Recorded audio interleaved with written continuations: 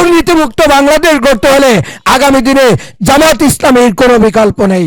আসুন জামাত ইসলামীর পতাকা তলে আমরা সমবেত হই, কোরআনের সমাজ গড়ি, কোরআনের আলোকে নিজেদের জীবন গড়ি, পরিবার গড়ি, রাষ্ট্র গড়ি। আসসালামু আলাইকুম ওয়া রাহমাতুল্লাহি ওয়া বারাকাতুহু।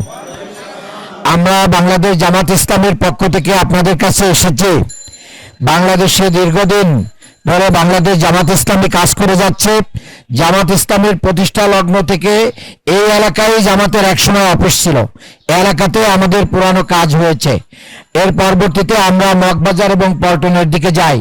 এটা আমাদের পুরাতন ঐতিহ্যের এলাকা। আমরা আপনাদেরকে দাওয়াত দিতে এসেছি। জামাত ইসলামী মূলত কি চায়?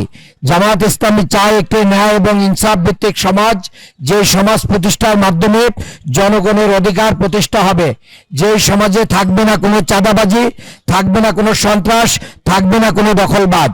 আমরা এরকম একটা বাংলাদেশ আমাদের শহীদদের রক্তের বিনিময়ে আমরা চেয়েছি। আমাদের এই 24-এর যে গণ অভ্যুত্থান, আমাদের সন্তানরা, আমাদের ছাত্ররা, এই সাধারণ জনতা, শ্রমিক, ব্যবসায়ী, সমস্ত মানুষ জীবন দিয়েছে একটা নিরাপদ বাংলাদেশ গড়ার জন্য, বসবাসযোগ্য বাংলাদেশ গড়ার জন্য, বৈষম্যহীন বাংলাদেশ গড়ার জন্য। সেই কাজটা আমরা করে যাচ্ছি ইনশাআল্লাহ। আজ পর্যন্ত বাংলাদেশ জামাত ইসলামের বিরুদ্ধে এই অভিযোগ কেউ দিতে পারে নাই যে জামাতের একটি লোক চাঁদাবাজি করে, দখলবাজি করে, সন্ত্রাস করে, অন্যায় করে কারোর ব্যবসা প্রতিষ্ঠান দখল করেছে, কারোর বাড়ি দখল করেছে, কারোর জায়গা দখল করেছে। এরকম কোনো প্রমাণ নেই বাংলাদেশে। এবং বিশেষ করে এই দেশের হিন্দুদের নির্যাতনের কোনো প্রমাণ বাংলাদেশ জামাত ইসলামের বিরুদ্ধে কেউ আনতে পারে নাই। কাজেই বাংলাদেশ জামাত ইসলামের কাছে এই দেশ এবং এই দেশের মানুষ হচ্ছে নিরাপদ। আমরা আপনাদেরকে কিসের দাওয়াত দিতে চাই? আমরা আপনাদেরকে দাওয়াত দিতে চাই নামাজি হওয়ার জন্য দাওয়াত দিতে চাই। আমরা আপনাদেরকে কোরআনের ছায়াতলে আসার জন্য দাওয়াত দিতে চাই। আমরা আপনাদেরকে দাওয়াত দিতে চাই এই কোরআনের বিধান অনুযায়ী আমাদের ব্যক্তি, আমাদের পরিবার, আমাদের সমাজ এবং রাষ্ট্র, আমাদের অর্থনীতি, আমাদের পররাষ্ট্রনীতি সবকিছু পরিচালিত হবে। কারণ আল্লাহ তাআলা আমাদেরকে দুনিয়ায় পাঠাইছেন, এই দুনিয়া থেকে আমাদেরকে আবার চলে যেতে হবে, সবাইকে মরতে হবে। তাই মরার জন্য তো আমাদের প্রস্তুতি দরকার, আমাদের পুঁজি দরকার।